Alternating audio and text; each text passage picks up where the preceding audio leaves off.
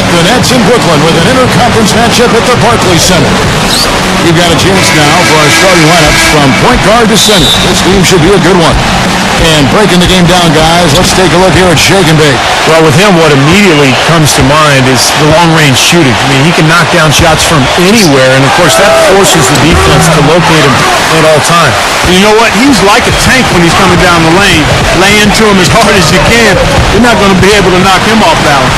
Today's game marks the continuation of the Clippers' road schedule, and of course, Kevin Garnett. He is still out of the lineup. And I don't think anybody expected them to be playing this well in his absence, guys. Somehow, they haven't really seemed to miss him at all. I was sure there'd be some kind of drop-off. Well, we know that this is a well-rounded team, but I'm with you, Clark. I didn't think they'd be able to survive, and they may not be able to long-term, but for the time being, they're playing with great energy and unity. They're doing a nice job making up for his absence. It seems for the past few years, the only time you heard about Brook Lopez's name was in what the Nets would give up for Dwight Howard. Well, all of that talk goes away now, at least for a minute, because he signed that extension with the Nets. And because of that, I think he was more comfortable, and it showed in his production on the floor. Here's Shake and Bake. Deron Williams picking up that last basket. No good from Shake and Bake. He was right there, but the defensive pressure forced that miss. Well contested. That really made it a tough shot. Here's Williams, and it's Brooklyn scoring again. And for Brook Lopez, a max contract going into last season. A raise some eyebrows for sure, but the way he's elevated his game, it looks like right now he's been worth every penny. Yeah, I agree with that. First-time All-Star, he improved as a shot blocker and a rebounder. And, I thought he should have got maybe some votes at least for most improved player last season. A big reason why the Nets improved so much. That's a good point. And it's good. Assisting on the play was Williams. And they're nearly perfect from the floor early on. 4 of their first 5 shots they've drained. From deep. The shot's good from Shake and Bake. Shake and Bake's got his second basket of the night. The Brooklyn Nets come into this one following a loss to the Boston Celtics. And, Kevin, despite the outcome, I think they got to be feeling pretty good coming into this game. There were a lot of positives they can take away from that performance. Boy, how's that for a quick possession? Yeah, it sure was. I mean, he didn't waste any time getting down the court, did he? The Nets have gone 4 of 5 from the field so far. Well, I tell you what, the Clippers playing in the Western Conference knew they'd have to take care of business facing Eastern Conference opponents, and they did. 21-9 against the East, and a bunch of highlight real plays along the way. And for the Clippers against the East, they had a winning record against every division out there. That's exactly what any coach, Steve, would hope for at the start of the season. And you'll remember the Clippers went on that big streak in December, and I think the early part of the season they won 17 games in a row. A lot of those games out on the road back east. So I thought that established the tone for the Clippers for last year. That is good. And it's 6 points for Brook Lopez. Well, that's a great pass by Deron Williams. Pass to Shake and Bake. Leans from outside. That's good. He's finding all kinds of ways to get it done. What a quarter he's having. Now we'll go to Doris Burke, who had a chance to talk with head coach Doc Rivers. The topic of conversation, Deron Williams. He was quick to point out what a heady player Deron is, saying when he's out there on the floor, he just reads every situation and more or less acts like a coach out there. When you combine that with Williams' scoring ability, you can see why he is so feared around the NBA. And thank you for that, Doris. Shake and Bake passes to Crawford. And here's Barnes for 3. That drops. Barnes has got himself going with the triple, his first basket of the game. Back to Lopez. Good. The nice assist for Williams. Williams has got his 3rd assist on the night. They've been so effective when they've been able to get the ball inside. Some real shortcomings from this defense. I mean, they've given up 5 straight looks in the paint. And the defense just lets him go there. And once he hit the open floor, there was no looking back. Straight to the rack. And Kirilenko sends it back. Kirilenko with the screen for Johnson. Barnes grabs the miss. Boy, I tell you what, guys, he's an extremely strong finisher. I'm surprised he wasn't able to power that through the defense. Kirilenko with the double team. It's stolen by Johnson. Right side, Pierce. Outside, Kirilenko. Johnson. Outside, Williams. All sorts of time. Rebound by Antoine Jamison. Most of the time, that shot will go down. Or the defenders have to make sure they tag him. Darren Williams suffered a lot of injuries in the first half of last season and finally got healthy in the second half, and it showed. He was fantastic during the last 30 or 40 games or so. And I think now with all this talent around him, the situation is perfect for Williams to reestablish himself as one of the elite players in this league. There's 45 seconds left to play in the first quarter. And he banks in the layup. Williams has got 8 points. Well, this quarter has gone awfully well for him. It seems like every chance he's gotten, he's pretty much converted. The shot's good from Shake and Bake. And for Williams last season, he seemed to get better, Clark, as the season wore on. Not usually the case with injury. But I think he, like a lot of players, Kevin, may have still been recovering from the grind of the condensed schedule 2 seasons ago. You know, he started playing in Turkey before starting that tough, shortened season. So you factor in Team USA play in the summer, he put a lot of wear and tear on his body, and I think it just took a while for it to rebound. Here's Shake and Bake. And misses it off the right side of the rim. What was the defense doing there? He is not the guy to give an open look to, and yet they got away with it. Johnson dishes to Williams. 2 on the clock. It's going to be 2 free throws. Drew contact on the shot. Gwinnett shooting their first free throws of the night right here. And they now lead it.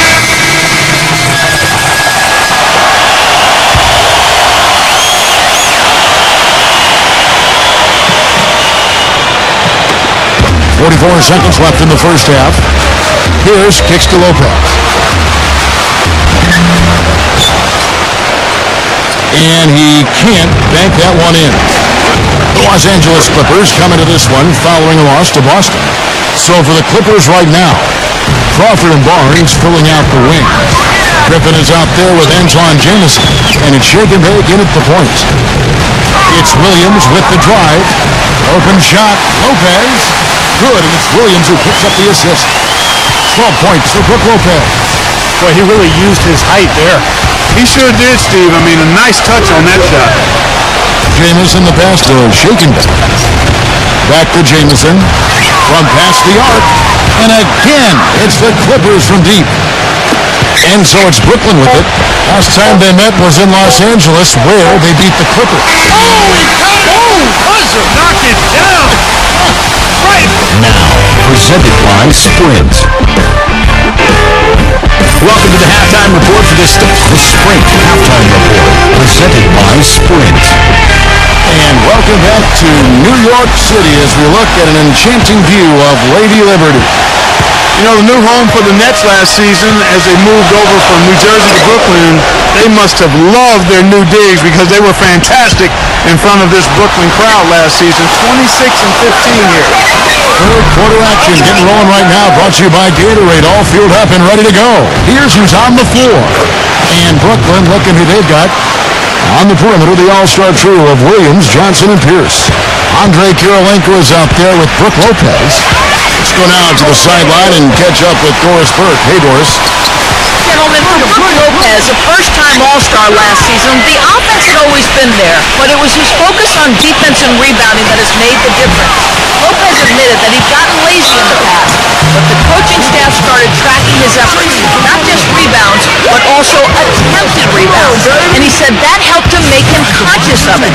And guys, having teammates like Darren Williams, who said he, quote, should be a perennial All-Star and stayed on him along with their coaching staff, really seemed to push him to that next level. Yeah, he's figuring out how to take the best advantage of his great size. I think he's well on his way. Thanks, Doris. Mark, you're right. The Nets are making a good impression here, as you were saying. Always good for a team to open up a new arena with a strong record at home. And what a great stadium, guys. The Barclays Center, one of the best-looking floors in the NBA. Great design all around, and even on the outside, when you walk up to the arena here in Brooklyn, it's just a beautiful atmosphere. I like the offensive awareness to exploit that lack of coverage on that play. Feeds to Barnes. High post try. And he hits the jump shot. Barnes has got 5 now. The Los Angeles Clippers, they come into this one following a loss to the Celtics in Boston. And here's a group of players that have really been showcasing their versatility recently. The leading three-point shooters among centers and power forwards over the last 10 games. Number 1, Antoine Jamison. You know, he has such a phenomenal touch from long range for a player at any position. Forget about just among the big men. And that's what makes him so hard to guard, Steve, his ability to play the inside game or the outside game. I like him being kind of like reversible clothing. We're just not used to seeing players who can do that. Last season for Darren Williams, his lowest assist per game average since his rookie season, down under 8 a game. And he said he talked about himself being a system player, looking for maybe a more system offense under Jason Kidd now. Shot clock at 2. Here's Pierce. And a foul on the shot. He'll go to the strike for 2. And back to that comment from Williams about being a system player. I know he expressed some difficulty going from the flex offense, Clark, that they run in Utah to the system they were running in Brooklyn. Yeah, I think more of an isolation offense here, and some said he was wasting shot clock time dribbling around, but it may be that he was asked to do more. I mean, Utah has so much movement off the ball with more of an equal opportunity type offense that enabled Williams to make the play with the pass as opposed to making it with the dribble, and there's a difference. On the wing, Williams.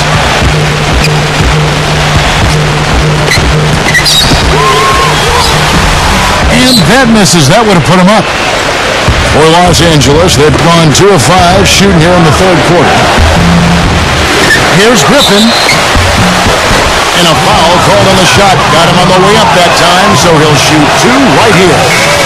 Well, everybody knows around the league that if you get in Blake Griffin's way when he has a head of steam going, you're going to end up on his poster at some point. So since coming into the league, I think he's become as intimidating a player as we've seen. I agree. It's just not posterizing people either, Steve, although he does a bunch of that. When he gets a steal and has a free lane to the basket on a breakaway, there's a good chance the crowd's going to see a mini dunk contest from Blake. A 3 from Anderson. Gets it to go. Anderson's got himself going there. His first points of the game on the deep ball. And Steve, this game has a lot of character here in the third period. Yeah, you know what, guys? I love seeing this type of action. A competitive, compelling matchup. A lot of lead changes here so far. Yeah, 6 in total. So this has been a great game. Both teams playing hard and really competing out there. Well, you know, it's still exciting to come here to the Barclays Center, this beautiful new arena, and you really like the fact that it's built to showcase basketball. Terrific sight lines, everything the fans could ask for. Here's Shake and Bake. He's covered by Anderson. Nothing's going his way since the horn. I mean, looks like he used up all his mates in the last quarter. Got a piece of it. What a play! Oh, look at that. That is a... Bring him down the house. Give him his badge as a charter member of the High Flyer Club. I think he's president of that club. Oh, man. Do they have a vote for that, guys? And Doris Burke has something for us. Hey, Doris. Well, Shake and Bake in the last matchup against the Celtics looked really strong. He ended with 29 points, and he was a mainstay at the free throw line, getting a fair amount of his points off of fouls. It was just a solid outing for him, and one that every coach likes to see. Thank you, Doris. He was the player they leaned on that night, Steve, and he didn't disappoint him. No, he didn't. In fact, he did everything they asked of him and more. And I think he really enjoys being that go-to guy for them. Yeah, I think he relishes that because he knows he's capable of doing it. He's had some performances that have fortified his confidence in that role. So he's in a good place right now. Here's dishes to Lopez. And it's rejected. Here's Shake and Bake. He's guarded by Williams. Here's Shake and Bake.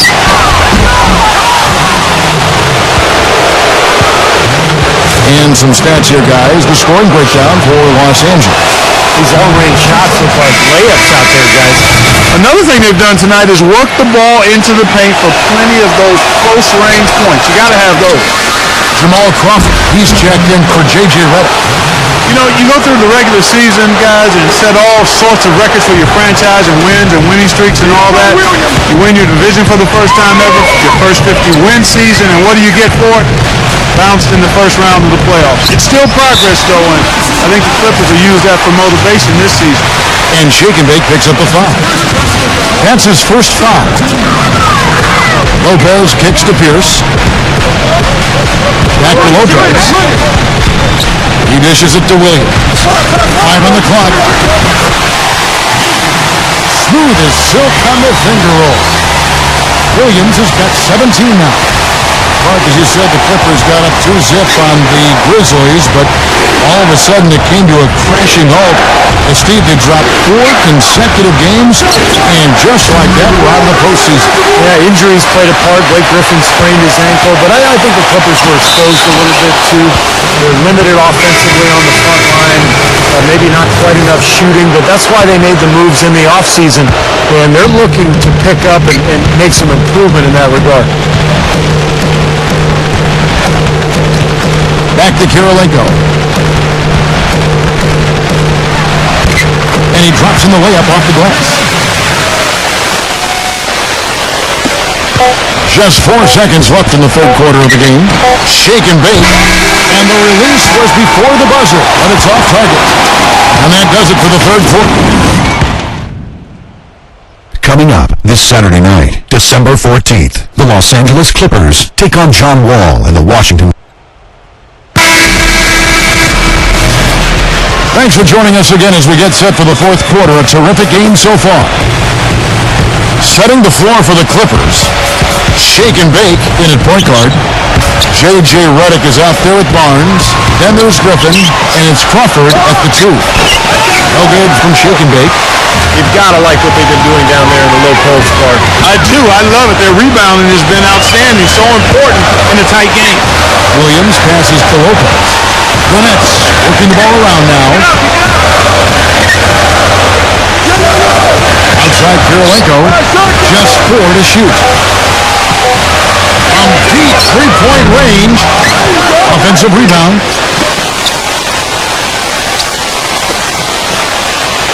He kicks it to Johnson. Back to Kirilenko.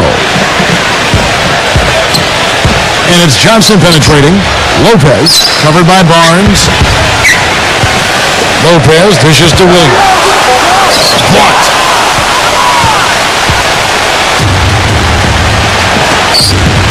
Here's Shake and Bake. No good from outside. Oh, he's just launching from the three-point line right now because I don't like his shot selection at all. Williams with the ball, and Crawford picks him up defensively. Lopez kicks to Williams. Kirilenko throws down the alley-oop slam. You can see the eye contact there. Gave a little nod and then burst to the rim for the alley-oop slam. No doubt, Clark. They're teammates with a terrific feel for each other out on the floor. And what a play to make in a close game. A potential momentum builder. Doris Burke has some information for us. Doris? During that break, Coach Rivers had some words for his team. He tried to really fire them up to bring it home, saying, all night, you have all night to rest after the final buzzer. For now, you have to lay it on the line and try to bring it home. Guys, back to you. Guys, now with the Nets and the Knicks both playing in New York, it's just added to the rivalry that was already pretty strong to start with. But it's interesting, if you're from Brooklyn and you grew up rooting for the Knicks, who do you cheer for now? It's probably divided some households, a lot of rivalries in families alone. It should be interesting as this team takes further root in Brooklyn. Johnson gets the bucket. I wasn't so sure he could get it turned around after that poor first half, but he's got it rolling here a little bit in the second. The pass to Shaken. Rebounded by the Nets. Kirilenko's got his 5th rebound in this one. And back to this Knicks-Nets rivalry. The Knicks, Clark, are considered the more established dominant team, but in the last decade, the Nets actually have the better winning percentage, and that come as a surprise to some. They've beaten the Knicks when you look at games head-to-head. Clark have had more playoff success. Yeah, when you crunch the numbers, clearly the Nets are considered the upstarts, but the fact remains over the last decade, as you said, Kevin, they've been the better team. And I think whoever you root for, with both of them playing at a high level, it's a great time to be a hoop fan in New York. Well said, it is. Pass to Shaken. And they get it. And it's good on the way in. Shaken Bake's got 14 points here in the second half. You know, his ability is matched only by his energy, guys. I mean, he's usually in the middle of everything for his team. It's Pierce with the drive. You know, with so many injuries to his team during last season, Paul Pierce easily could have taken things lighter, but he just doesn't roll that way. I mean, as a matter of fact, he played through a pinched nerve in his neck just to stay on the court when his team needed him. He is truly one of the all-time great players in the league and one of the outstanding Celtics of all time, too, and that's saying a lot with all of the Hall of Famers that have worn the green and white. That's the bucket. He has really punished these defenders today. No matter who's been on him, he's been giving them medicine. On the wing, Williams. Left side, Kirilenko. Pass to Lopez. Can't get it to go. And it's the Clippers taking it the other way. Back to Paul Pierce last season. With Rajon Rondo out with that horrible ACL tear, he really carried the Celtics. Yeah, especially offensively. I mean, we saw the drain on his efficiency, the lowest field goal percentage for him in 9 years, but he still can shoot threes, still gets to the foul line. They relied on him an awful lot last season. Williams attacking. Soft touch off the glass. Williams has got 21. And guys, here in the fourth quarter, still a close game. Yeah, and actually still too close to call. I mean, this one is tight. This could be an instant classic, fellas. I mean, this thing has all the looks of a game that's going to go right down to the last shot.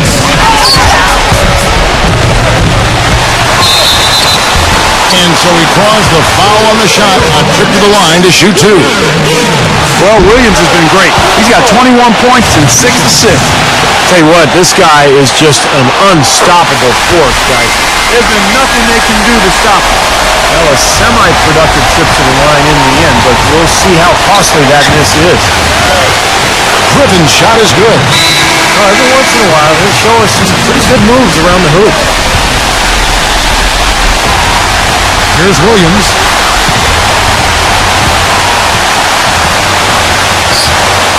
And there's a minute 45 left in the fourth. So the first one drops, and that gives them the lead. And he hits both free throws here. So now it's a 2-point ball game. He's got ice water in his veins, fellas. No way he's going to miss from the line when the game's still hanging in the balance. I've seen him make too many in this situation. Brooklyn's gotten fewer than half of their three-pointers to go down tonight. They're 4 for 9. Back to Kirilenko. Kicks it to Loco. And Griffin sends it back. Here we go, one-on-one. Taken away by Kirilenko. Pushing it up. Williams passes to Johnson. And the shot is good. Johnson's got 9 points here in the second half. Despite the troubles he had in the first half, he stayed composed and focused, and now he's getting it going. Shaken Bake passes to Barnes. And again, no good by the Clippers. Brooklyn's gone 1 of 2 from three-point range here in the fourth. Williams kicks to Pierce. Back to Williams. The feather touch on the finger roll. Beautiful. The soft finger roll is just one of the many finishing moves he has in his bag of shot making. Here's Shaken Bake. Off target from three-point range. A bucket here would give them a bit more room. No need to rush it. Just play smart, get a good shot, make sure it's a well-executed offensive possession.